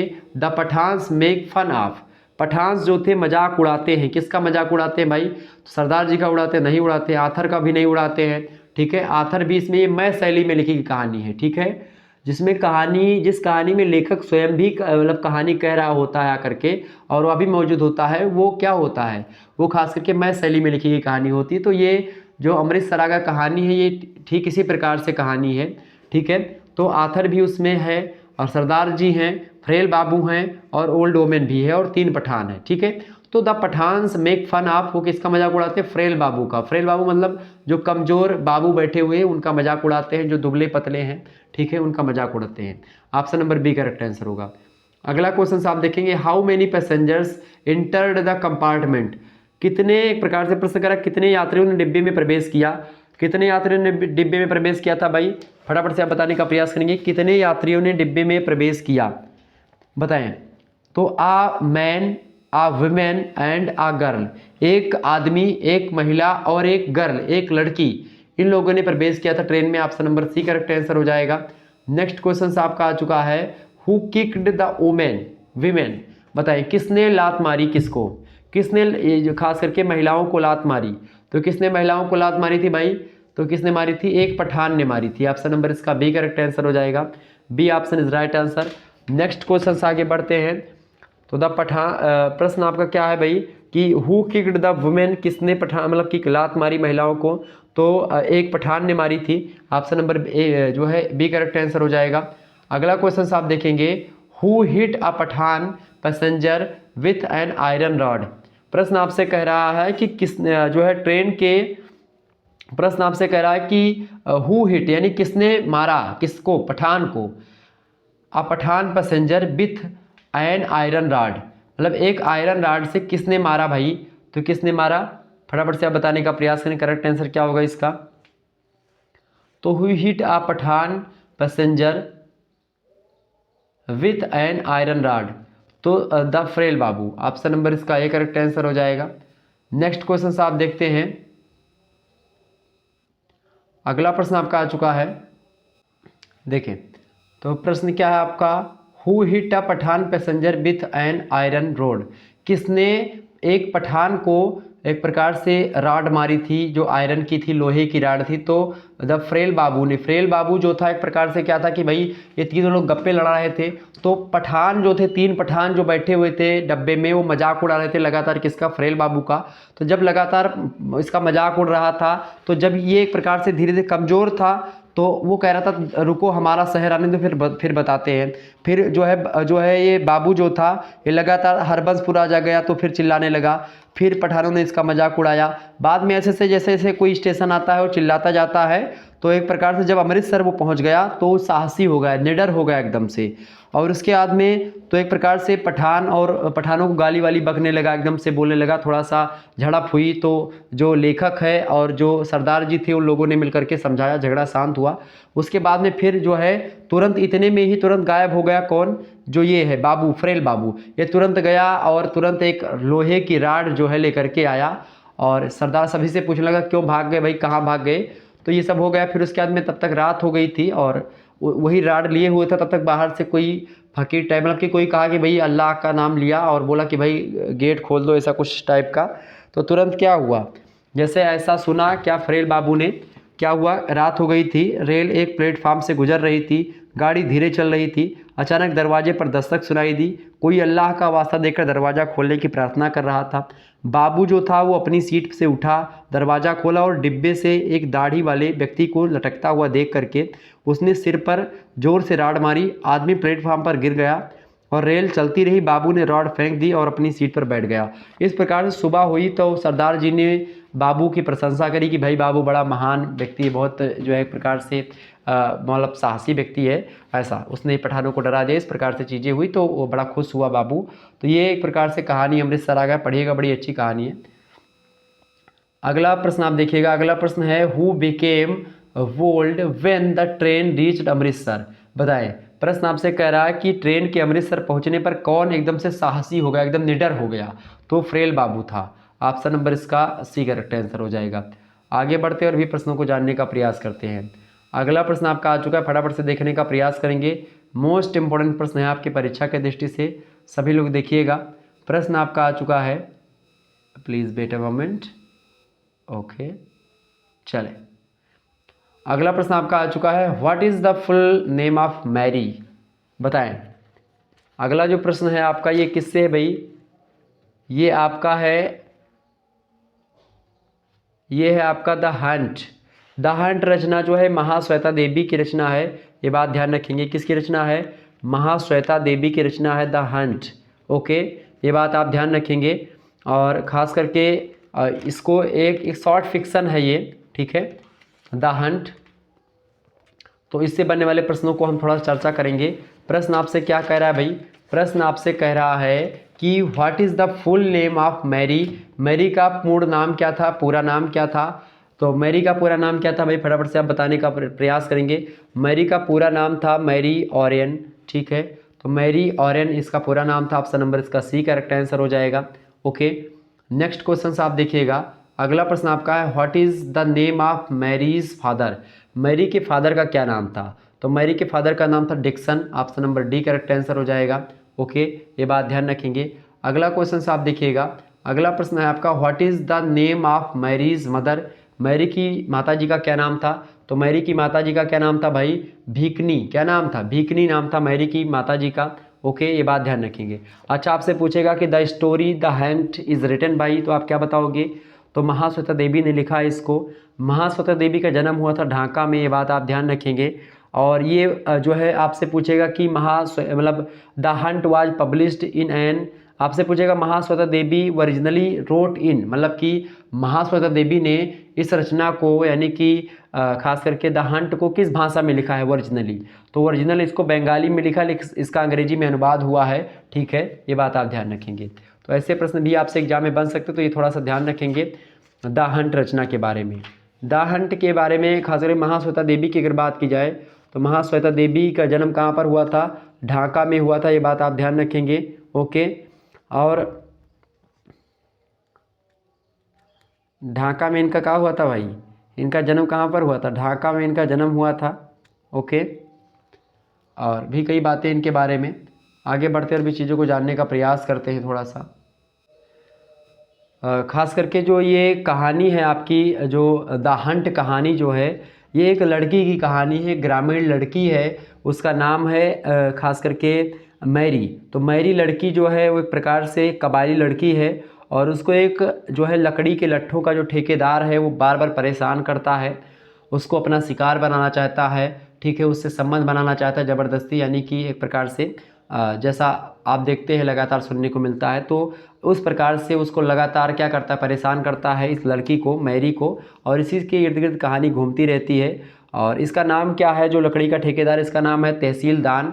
तहसीलदान जो है बार बार लड़की को परेशान करता है, और लड़की के खास करके जो लड़की है, कबायली लड़की है, उसको जब लगातार परेशान करता है तो मेरी खास करके लड़की का नाम है मेरी, जो है खास करके उसका विरोध करती है, लगातार उसके गलत प्रयासों का विरोध करती है, और ख़ास करके ऐसा लगातार जब वो करता रहता तो उसकी हत्या कर देती है लास्ट में आकर के। ठीक है, तो यही पूरे कहानी में आपको दिखाई पड़ेगी, और इस प्रकार से ये है। ठीक है, तो यही पूरी कहानी है, और इसी कहानी को आगे इसमें दिखाया गया। तो एक बार प्रश्न आपसे क्या पूछेगा, what is name of Mary's mother, तो बताएंगे भिकनी, उसकी माता का नाम था, मेरी जो लड़की है उसके।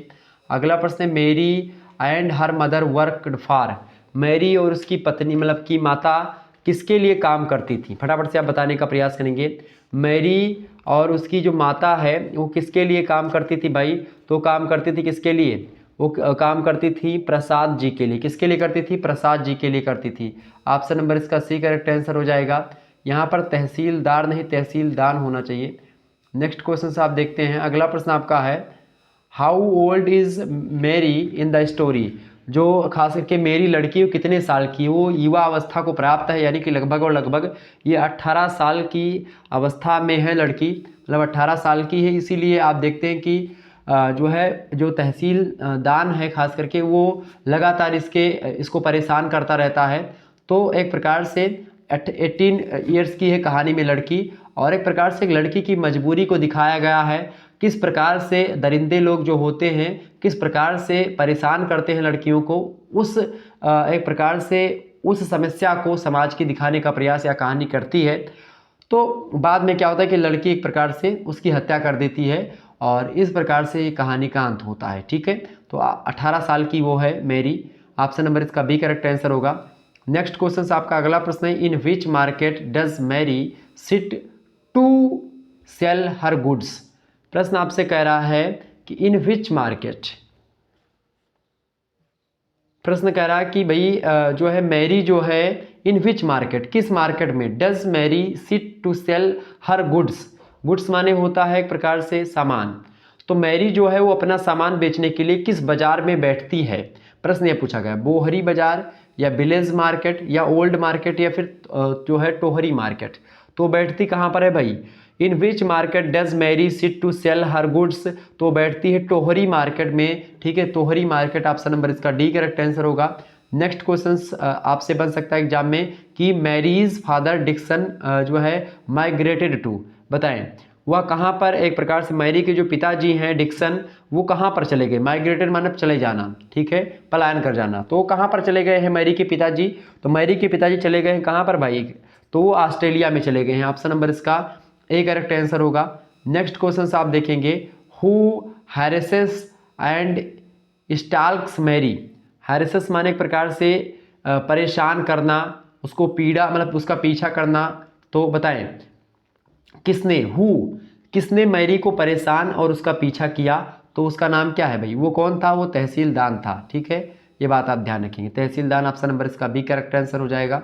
नेक्स्ट क्वेश्चन आप देखेंगे मैरी प्लान्स टू मैरी, बताएं मेरी प्लान्स टू मैरी मतलब मैरी ने किसके साथ शादी करने की योजना बनाई थी, तो मैरी ने किसके साथ शादी करने की योजना बनाई थी भाई, तो शादी करने की योजना बनाई थी जालिम के साथ। ऑप्शन नंबर सी में दिया करेक्ट आंसर हो जाएगा। नेक्स्ट क्वेश्चन आप देखेंगे, प्रश्न आपका आ चुका है, प्रश्न है which of the following weapons does Mary keep, मतलब कि जो मैरी थी वो निम्नलिखित में से कौन सा हथियार रखती थी, आ नाइफ या आ स्वॉर्ड या फिर आ लेंस या फिर आ मैचेट, बताएं। तो एक प्रकार से वह क्या रखती थी, ए मैचेट यानी कि एक चाकू रखा करती थी हमेशा अपने साथ, जो मैरी थी, ठीक है, वो हमेशा अपने साथ क्या रखती थी, एक चाकू रखा करती थी वेपन्स के रूप में, हथियार के रूप में, ताकि अगर उसके पीछे कोई आए या फिर उसका जब जोर ज़बरदस्ती या एक प्रकार से उसके साथ कुछ गलत होना हो तो एक प्रकार से चाकू से वो अपनी रक्षा कर सके। ठीक है, नेक्स्ट क्वेश्चन आप देखेंगे to whom does Mary kills in the end, बताएं करेक्ट आंसर क्या होगा, मैरी अंत में किसे मार देती है, तो मैरी अंत में किसको मारती है भाई, वो मार देती तहसीलदार को। ठीक है, तहसीलदार को मार देती है, ऑप्शन नंबर इसका ए करेक्ट आंसर हो जाएगा, ऑप्शन नंबर ए। तो इस प्रकार से आपने समझा, प्रश्नों को जाना। आगे बढ़ते हैं और भी प्रश्नों को जानने का प्रयास करते हैं। अगला प्रश्न आपका आ चुका है, बहुत ही महत्वपूर्ण प्रश्न है, सभी लोग देखने का प्रयास करेंगे। एक बार वीडियो को लाइक और शेयर अवश्य कर दीजिएगा। अगला प्रश्न आपका आ चुका है, देखेंगे सभी लोग। प्रश्न क्या है? प्रश्न है, who is the author of the play आधे अधूरे। आधे अधूरे जो नाटक है, एक प्रकार से किसका नाटक है? ये मोहन राकेश जी का नाटक है। और इसका जो है हाफवे हाउस नाम से क्या हुआ है, इस ड्रामा का, इस नाटक का क्या हुआ है? अनुवाद मतलब हुआ है, अंग्रेजी में ट्रांसलेशन हुआ है, ये बात आप ध्यान रखेंगे। ओके, मोहन राकेश खास करके इनका जो रियल नेम था वो नेम था मदन मोहन जो है गुगलानी, इनका जो है वास्तविक नाम था। इनका जन्म हुआ था अमृतसर में, ठीक है। 8 फरवरी को जन्म हुआ था 1925 में, खास करके मोहन राकेश जी का। और इनके फादर का नाम क्या था? श्री धर्मचंद गुगलानी इनके पिताजी का नाम था। ओके, और एक प्रकार से ये जो मोहन राकेश है, इनका नाटक जो है बड़ा फेमस है हिंदी साहित्य में। हिंदी के एक प्रकार से लेखक रहे हैं मोहन राकेश। ओके, ये बात आप ध्यान रखेंगे। इनके कई सारे उपन्यास हैं, जैसे कि जो है अंधेरे बंद कमरे 1961 में प्रकाशन में आया, ये भी नोबल से इनका उपन्यास है, सॉरी। ओके, हाँ। और इसके अलावा ना आने वाला कल 1968 में प्रकाशन हुआ, ठीक है। इसके अलावा और भी इनकी रचनाएं हैं, ठीक है। और प्लेज इनके भी बहुत सारे नाटक हैं, जैसे कि आधे अधूरे नाटक है 1969 में जिसका प्रकाशन हुआ, जिसको आपको पढ़ना है, ठीक है। और लहरों के राजहंस 1963 में प्रकाशन हुआ, बड़ा फेमस है हिंदी में लहरों के राजहंस और आधे अधूरे दोनों, ठीक है। ठीक है, इसके अलावा जो है आषाढ़ का एक दिन बड़ा फेमस नाटक है, आपको पढ़ा 1958 में जिसका प्रकाशन होता है, आषाढ़ के एक दिन का। मोहन राकेश के एक प्रकार से संपूर्ण नाटक का प्रकाशन एक 1993 में हुआ, एक पुस्तक के रूप में, ठीक है। तो एक प्रकार से कई सारे ट्रांसलेशन भी इनके हैं, शॉर्ट लिटरेचर भी लिखा है, ड्रामा राइटिंग में भी इनका योगदान रहा है, कई प्रकार के विद्वान रहे हैं ये। इसमें खास करके जो मोहन राकेश का रचना है आधे अधूरे, इसमें नाटक की शुरुआत जो होती है एक man in a black suit से होती है, जिसका चेहरा अंधेरे में छिपा हुआ है। वह प्रकाश का सामना नहीं करना चाहता, क्योंकि वह 1960 के शहरी भारत के मध्यवर्गीय भारतीय का प्रतिनिधित्व करता है। जब महिलाओं ने नौकरी के बाजार में कदम रखा था, वह श्रोताओं से कहता था कि वह उन लोग मतलब लाखों लोगों में से एक है जिनसे हम प्रतिदिन सड़क पर मिलते हैं। उनके पास प्रसिद्धि का कोई दावा नहीं है और दोनों सिरों को पूरा करने के लिए कड़ी मेहनत कर रहे हैं, ठीक है।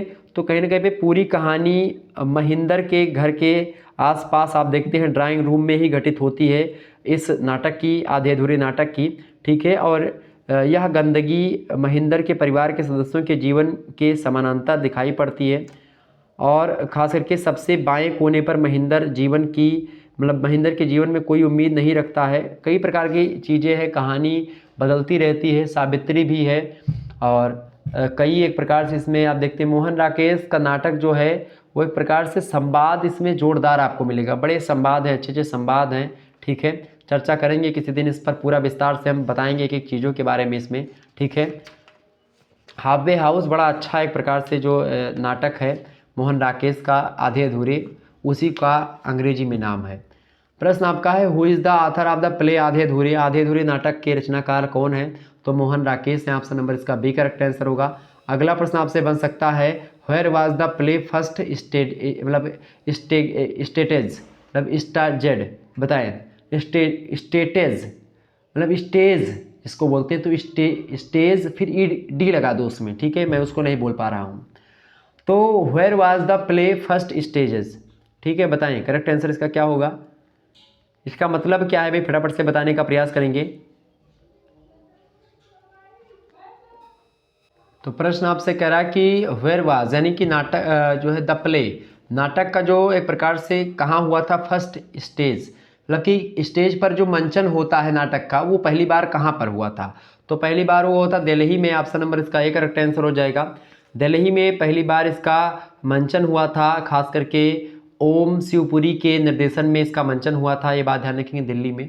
नेक्स्ट क्वेश्चन आपका आ चुका है। प्रश्न है, on which days did Mahendra Nath remain out. प्रश्न आप बताएं। प्रश्न आपसे कह रहा है कि on which days Mahendra Nath जो थे वो किस दिन बाहर रहे, किस दिन बाहर रहे? तो वो फ्राइडे एंड सैटरडे को बाहर रहे थे। ऑप्शन नंबर इसका सी करेक्ट आंसर हो जाएगा, फ्राइडे एंड सैटरडे, ओके, यानी शुक्रवार एंड शनिवार। नेक्स्ट क्वेश्चन आपसे पूछा गया है कि who gave the name of Kuku to Savitri the heroine of the play.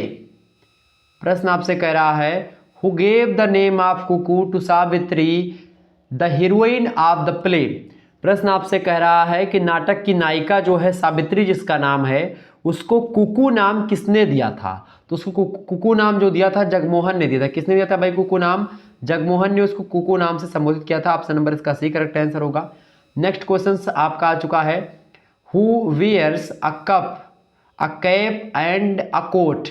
Who wears a cap and a coat buttoned up to the neck. प्रश्न आपसे कह रहा है कि टोपी और कोट गले तक कौन पहनता था? ये प्रश्न आपसे कह रहा है कि जो टोपी है a cap and a coat, ये गले तक कौन पहनता था? बॉटन्ड। तो ये उसके ऊपर तक कौन पहनता था भाई? तो टोपी और कोट गले तक कौन पहनता था? वो सिंघानिया पहनता था। ऑप्शन नंबर बी में दिया सिंघानिया करेक्ट आंसर हो जाएगा। नेक्स्ट क्वेश्चन आप देखेंगे where was the play the performed openly. मतलब प्रश्न आपसे कह रहा है कि एक प्रकार से मंच मतलब मंचन कहाँ पर हुआ था? Where was the play first performed, पहली बार जो है परफॉर्मेंस कहाँ पर हुई थी? ओपनली मतलब कि खुले मंच पर। वो कहाँ पर हुई थी भाई? वो हुई थी कहाँ पर? वो हुई थी जो है मुक्त काशी त्रिवेणी में।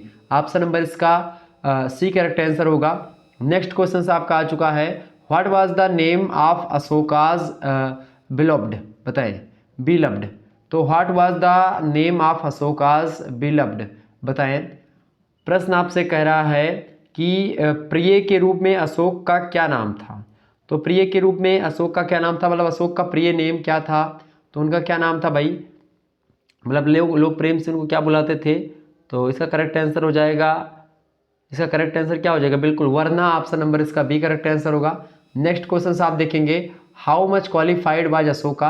अशोक कितना क्वालिफाइड था, कितना योग्य था? तो वो खास करके कहाँ तक? वो ग्रेजुएशन फेल था Ashoka. Option number D correct answer हो जाएगा। वो क्या था? वो ग्रेजुएशन फेल था। Option number D correct answer होगा। अगला क्वेश्चन देखेंगे in which department did Ashoka serve first. बताएं वो सबसे पहले कहाँ पर एक प्रकार से काम करता था? मतलब वो कहाँ पर, किस डिपार्टमेंट में? तो एयर फ्रेज में। ठीक है, कहाँ पर? एयर फ्रेज में। ओके।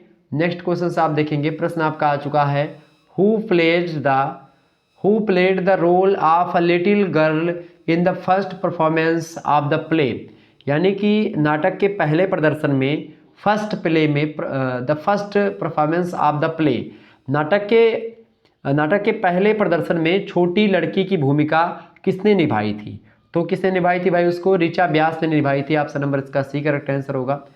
नेक्स्ट क्वेश्चन आप देखेंगे the problems of the half way house is. Half way house की क्या समस्या है मुख्य रूप से इस रचना के आधे अधूरी की? तो पहली तो इसमें समस्या यह है कि ट्रेजेडी है मैन एंड वुमेन रिलेशनशिप की। जो खास करके स्त्री और पुरुष के संबंध होते हैं उन संबंधों की त्रासदी दिखाई गई इसमें। संबंधों की प्रकार से त्रासदी मतलब होता है बहुत ज़्यादा एक प्रकार से दुख टाइप का। ठीक है। इसके अलावा फैमिली खास करके क्या दिखाया गया इसमें? फैमिली डिसइंटीग्रेशन दिखाया गया। फैमिली डिसइंटीग्रेशन की एक समस्या है, ये भी एक समस्या है। फैमिली डिसइंटीग्रेशन का मतलब होता है परिवार का विघटन, परिवार का बिखराव, परिवार का टूटना, परिवार का बंटवारा, वो दिखाया गया है। वो एक समस्या है इस प्रॉब्लम मतलब इस हाफ वे नाटक में, यानी कि हाफ वे हाउस में। इसके अलावा इनकम्प्लीटनेस ऑफ पर्सनालिटी मतलब अधूरापन व्यक्तित्व भी एक प्रकार से एक समस्या के रूप में इस नाटक के मुख्य केंद्र में उभर करके सामने आता है। तो ये एक प्रकार से इसके प्रॉब्लम्स हैं। ऑप्शन नंबर डी लगा दीजिएगा। ऑल ऑफ द अबव ये सारे जो है समस्याएं हैं। नेक्स्ट क्वेश्चन आपकी स्क्रीन पर आ चुका है, फटाफट से आप देखने का प्रयास करेंगे। प्रश्न आपकी परीक्षा के लिए बहुत ही महत्वपूर्ण है। एक बार वीडियो को शेयर और लाइक कर दीजिएगा सभी लोग। प्रश्न आपका आ चुका है, सभी लोग देखने का प्रयास करेंगे। बढ़िया प्रश्न है आपकी परीक्षा की दृष्टि से। प्रश्न आपका आ चुका है। प्रश्न ये जो है आपका जो आ रहा है, ये प्रश्न है कन्यादान जो रचना है विजय तेंदुलकर की, उस रचना से है। विजय तेंदुलकर जो है खास करके ये बहुत इम्पोर्टेंट व्यक्ति हैं। इनका जन्म हुआ था 6 जनवरी 1928 को। ठीक है, ये बात ध्यान, ब्राह्मण परिवार में इनका जन्म हुआ था। ठीक है, कोल्हापुर में, कोल्हापुर महाराष्ट्र में पड़ता है, वहीं पर इनका जन्म हुआ था। ओके, ये बात ध्यान रखेंगे।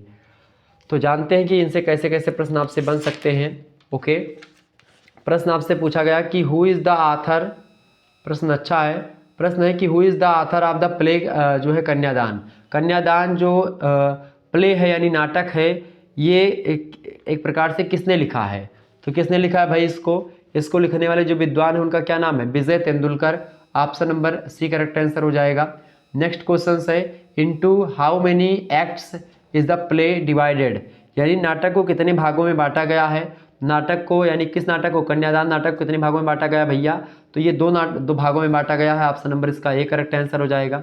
नेक्स्ट क्वेश्चन आप देखेंगे, प्रश्न आपका है the play deals with the theme of, यानी प्रश्न आपसे कह रहा है नाटक को किस विषय से संबंधित बताया गया है? नाटक एक प्रकार से कन्यादान, आपको जाहिर सी बात है पता हो जाना चाहिए कि शादी से रिलेटेड है ये, तो मैरिज से संबंधित है। ऑप्शन नंबर इसका बी करेक्ट आंसर हो जाएगा। नेक्स्ट क्वेश्चन है द प्ले कन्यादान ओपेंस इन, यानी जो कन्यादान जो नाटक है खास करके, ये आपसे प्रश्न कह रहा है कि कन्यादान जो नाटक है ये ओपेंस यानी किससे शुरू होता है? कहाँ से शुरू होता है ये? ठीक है बताएं। तो the play deals with the थी, मतलब द प्ले कन्यादान ओपेंस इन, कहाँ से शुरू होता है भाई ये नाटक? तो ये शुरू होता है इन द हाउस ऑफ देवालिकर। देवालिकर के घर से प्रारंभ होता है, उनके घर में ही शुरू होता है नाटक, मतलब वहीं से ओपन होता है। तो अगला क्वेश्चन आप देखिएगा, अगला प्रश्न आपका आ चुका है, सभी लोग देखेंगे। प्रश्न आपका है कि देवालिकर इज, बताएं देवालिकर क्या है? देवालिकर क्या है भाई? देवालिकर एन एमएलए, वह एक एमएलए है। ऑप्शन यानी विधायक है वह, ठीक है। ऑप्शन नंबर इसका ए करेक्ट आंसर होगा। नेक्स्ट क्वेश्चन आपसे पूछा गया है what type of man is Devalikar, Devalikar किस टाइप का व्यक्ति है? तो वह एक आदर्शवादी व्यक्ति है, an idealist. Option number B correct answer हो जाएगा। नेक्स्ट प्रश्न आप देखिएगा, ये सब बहुत इंपॉर्टेंट प्रश्न आपकी परीक्षा में हूबहू आने वाले हैं। अगला प्रश्न है what is the name of Devalikar wife, यानी कि देवालिकर की जो पत्नी है उसका क्या नाम है? तो देवालिकर की पत्नी का नाम है Sebika. Option number B correct answer होगा। सेबिका किसकी पत्नी है? देवालिकर की पत्नी है। कन्यादान में एक प्रकार से दोनों पति पत्नी है नाटक में। अगला प्रश्न है how qualified is Jayaprakash, Jayaprakash कितना क्वालिफाई है? प्रश्न आपसे कह रहा है जयप्रकाश एमएससी किया हुआ है। Option number D correct answer हो जाएगा, उसकी योग्यता एमएससी की है। अगला क्वेश्चन आपका है what is the name of Devalikar's daughter, Devalikar की पुत्री का क्या नाम है? देवालिकर की लड़की का क्या नाम है भाई? ज्योति नाम है उसका। Option number A correct answer हो जाएगा। नेक्स्ट क्वेश्चन आप देखेंगे, प्रश्न आपका आ चुका है देवालिकर्स फैमिली बिलोंग टू, तो देवालिकर की फैमिली किससे बिलोंग करती, किससे संबंधित है भाई? तो ब्राह्मण अपर कास्ट, यानी कि उच्च जाति के ब्राह्मण से रिलेटेड है देवालिकर्स की फैमिली। आगे बढ़ते हैं, अगला क्वेश्चन आपकी स्क्रीन पर आ चुका है। प्रश्न है ज्योति वांट्स टू मैरी, ज्योति विवाह करना चाहती है, बताएं किससे करना चाहती भाई? ज्योति वांट्स टू मैरी, तो ज्योति विवाह करना चाहती है किससे? अरुण अर्थवाले से। अरुण अर्थवाला जो है ये खास करके मतलब किस जाति का है? ये जो है दलित यूथ है, दलित जाति का है, ठीक है। अगला प्रश्न क्या है? अरुण अर्थवाले इजा, अरुण अर्थवाले इजा दलित यूथ, यानी कि दलित यंग है। ऑप्शन नंबर इसका ए करेक्ट आंसर होगा। अगला मतलब दलित युवक है, ठीक है। अगला क्वेश्चन से आपका अरुण इज डूइंग, मतलब अरुण क्या कर रहा है? तो अरुण क्या करता है भाई? वो बीए कर रहा है उस समय कहानी में, मतलब जो एक प्रकार से कहानी की किरदार में जो अरुण है वो बीए कर रहा होता है। Option number D correct answer होगा। नेक्स्ट क्वेश्चन है सेविका इजा, सेविका एक प्रकार से क्या है? सेविका हाउसवाइफ है या सोशल वर्कर है, टीचर है या फिर नर्स है? तो सेविका क्या है? सेविका एक सोशल वर्कर है। ऑप्शन नंबर इसका बी करेक्ट आंसर होगा। नेक्स्ट क्वेश्चन आप देखिएगा, कन्यादान वाज ओरिजिनली रिटन इन, मतलब कन्यादान जो है ये रचना ये ओरिजिनली किस भाषा में लिखी गई रचना है? तो मराठी भाषा में लिखी गई है। ऑप्शन नंबर इसका बी करेक्ट आंसर होगा। नेक्स्ट क्वेश्चन आपकी स्क्रीन पर आ चुका है, Kanyadaan was first written and performed in, मतलब कन्यादान पहली बार कब लिखा गया और पहली बार कब इसका परफॉर्म किया गया था? तो 1983 में लिखा और परफॉर्म किया गया है। ऑप्शन नंबर इसका ए करेक्ट आंसर होगा।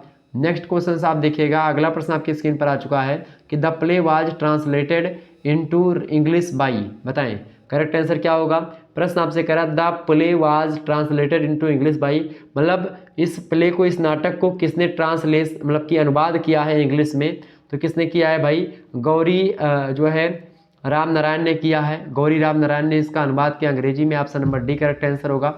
नेक्स्ट क्वेश्चन आपके इस एग्जाम में आ सकता है कि how many scenes are there in the play, मतलब कि क्या थीम है इसकी, बताएं क्या दृश्य, मतलब कि कितने दृश्य हैं? हाउ मेनी मतलब कितने, कितने सीन्स यानी कितने दृश्य हैं are there in the play, यानी कितने दृश्य हैं इस नाटक में।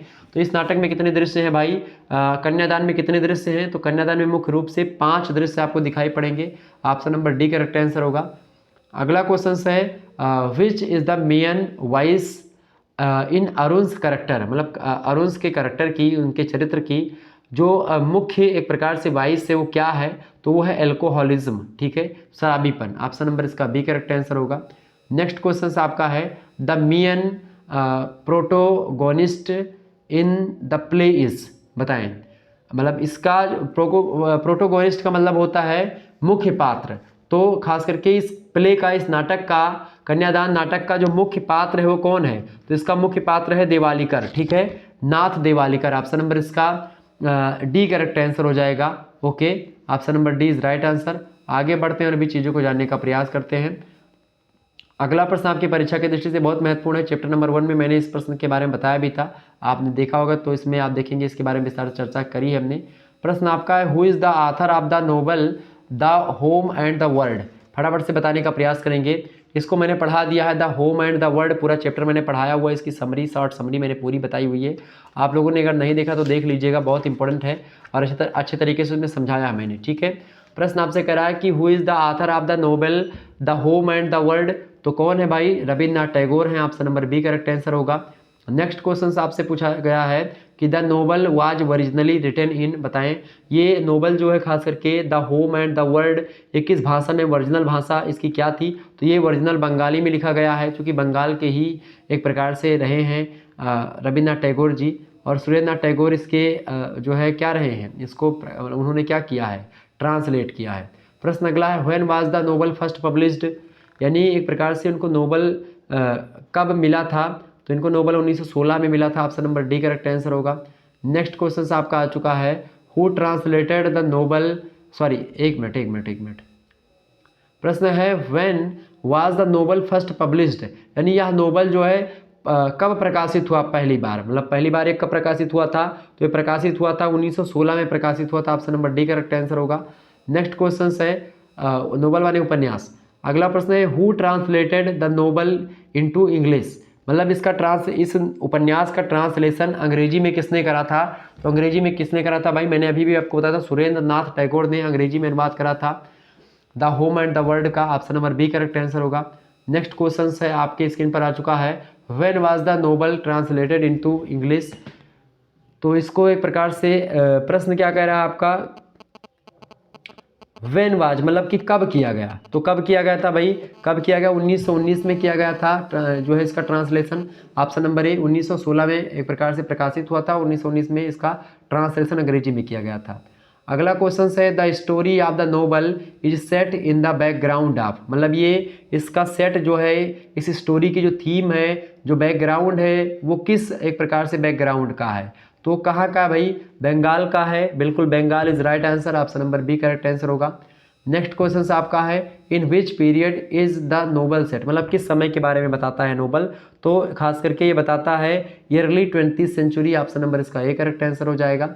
अगला प्रश्न आप देखिएगा, अगला प्रश्न आपका है, अगला प्रश्न है which of the following movements is referred to in the novel, बताएं ये किस समय के बारे में, मतलब कि उपन्यास में निम्न में से किस आंदोलन का उल्लेख किया गया है, तो खास करके इसमें जिस आंदोलन का उल्लेख किया गया उसका नाम है स्वदेशी मूवमेंट, स्वदेशी आंदोलन।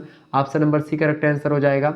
अगला क्वेश्चन है how many male characters are there in the novel, यानी इस उपन्यास में मुख्य रूप से कितने पुरुष पात्र हैं, तो कितने पुरुष पात्र हैं भैया, इसमें मुख्य रूप से 3 पुरुष पात्र हैं। 3 पुरुष पात्रों में मैंने आपको बताया भी था कौन कौन से हैं, पुरुष पात्रों में मैंने आपको नाम भी बताया था भाई, कौन कौन से व्यक्ति हैं इसमें, मैंने आपको पूरा नाम भी आपको बताया था। इसमें देखिए बिमला एक है, ठीक है, बिमला जो है, बिमला को छोड़ दीजिए, स्त्री पात्र है।